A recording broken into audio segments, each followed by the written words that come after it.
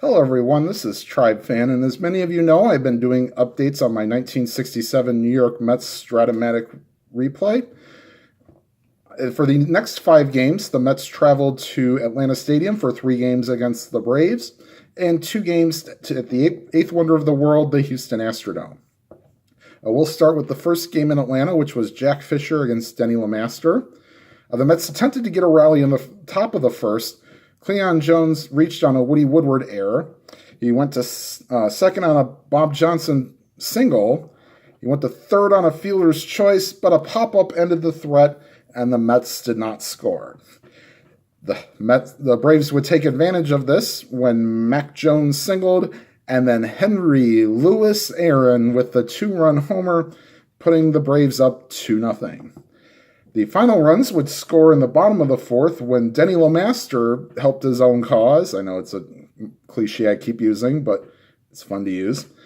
Ripped a 2-out single, scoring Joe Torre and Clete Boyer, putting the Braves up 4-0, and that's the way it would end. LeMaster went the distance, only giving up 2 hits, giving up 2 walks, and striking out 11.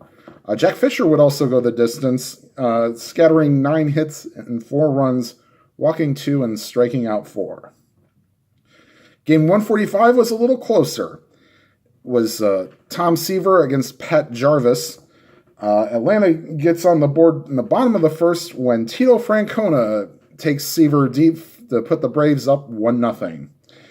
In the top of the second, the Mets bat around. Back-to-back doubles by Joe Mook and Amos Otis scores Otis.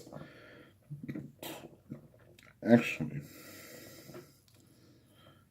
And then Otis would score on a Felix Millan error. Bob Heisey drives in Jerry Grody with an RBI single, and then Tommy Davis with his 62nd RBI, putting the Mets up 4-1. The Braves would start chipping away in the bottom half of the fourth with a 1-out walk to Woody Woodward. Jarvis put out a nice sacrifice bunt to send Woodward to second. And then Felipe Alou doubles home Woodward to make it 4-2. The Braves would make it 4-3 when Alou scored when Francona hit a ball to Joe Mook and he airmailed it into the stands for a 2-base error. The Braves would tie the game in the bottom of the fifth when Rico Carty also homers off of Seaver to make it 4-4. Seaver would get pulled after the eighth. They pinch hit for him. His line getting a no decision, 8 innings pitched, 5 hits, 3 runs, 4 walks, and 3 strikeouts. So in the bottom of the ninth, the Mets bring in Bob Henley. He got Hank Aaron to hit into a double play with a runner on. And you thought, okay, maybe this is going to extra innings, but Felipe Alou and Tito Francona get singles to put runners on first and second. Mac Jones says, we're not playing any bonus baseball tonight. Drive home safely, everybody, with a 3-run walk-off homer to make the Braves a 7-4 winner. Jarvis went the distance, scattering 11 hits over 9 innings with giving up 2 runs, no walks, and 8 strikeouts. The finale at Atlanta Stadium would be, Danny Frisella and Phil Niekro. The top of the first, after the first 2 out, a double by Tommy Davis and Ron Swoboda playing Mr. Clutch Man, singling home Davis, and the Mets go up 1-0. On the bottom of the second, 1-out walk to Mike De La O. 2 batters later, De La O went to third on a Bob Uecker single, and then Niekro singles home De La O, and we have a tie ball game, 1-1. And then we go to the top of the eighth. Bob Johnson with a pinch hit leadoff single. He went to second on a Harrelson sacrifice bunt. And then after a Bob Heisey pop-out, they decided to give the 4 fingers to Tommy Davis, saying, we're not going to let you beat us. But Ron Swoboda, with his second RBI of the day, puts the Mets ahead 2-1. In the bottom of the eighth, they gave the ball to Joe Garzenda, and he was not much relief.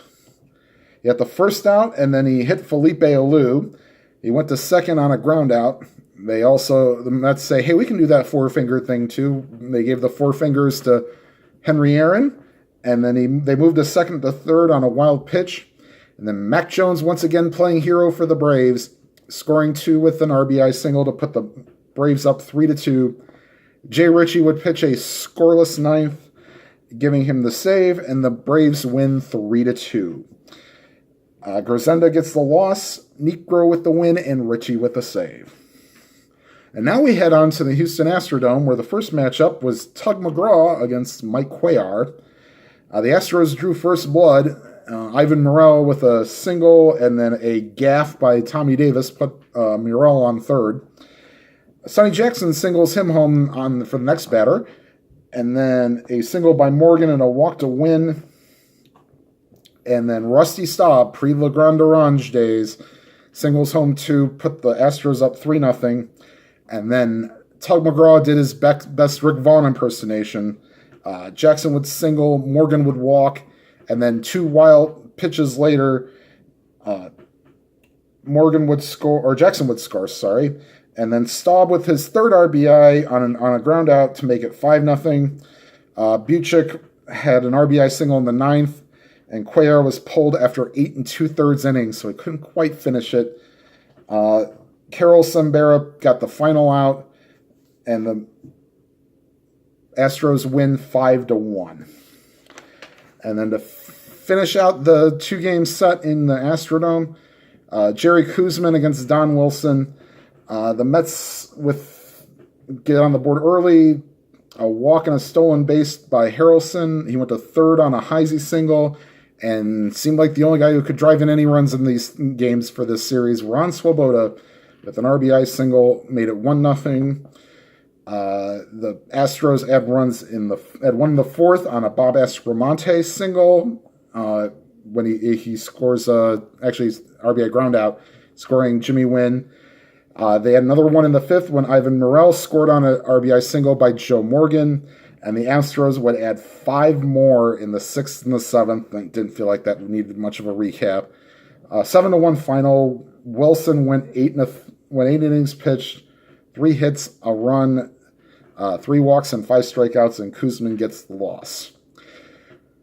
Now, the next two updates will probably be 7 games each. The Mets have a 7-game homestand to finish out their home schedule for the year, and then 7 games on the road. They have 3 at home against the Dodgers, followed by 4 against the Astros, and then they go 3 to San Francisco, and then 4 to LA. So I think I'm going to do updates. I'm going to do the 7 games at home, and then the 7 games on the road, and that's it. I will be very happy to get this done. This has not been fun, but this has been going on for almost 9 months, and I'm thinking I'm kind of ready to be done with it. All right, well, thank you everyone who is already subscribed. If you have not, please hit that subscribe button and hit the bell icon. You'll be notified, and also please give this video a thumbs up. And as I always say, may your dice be lively and your rolls be good.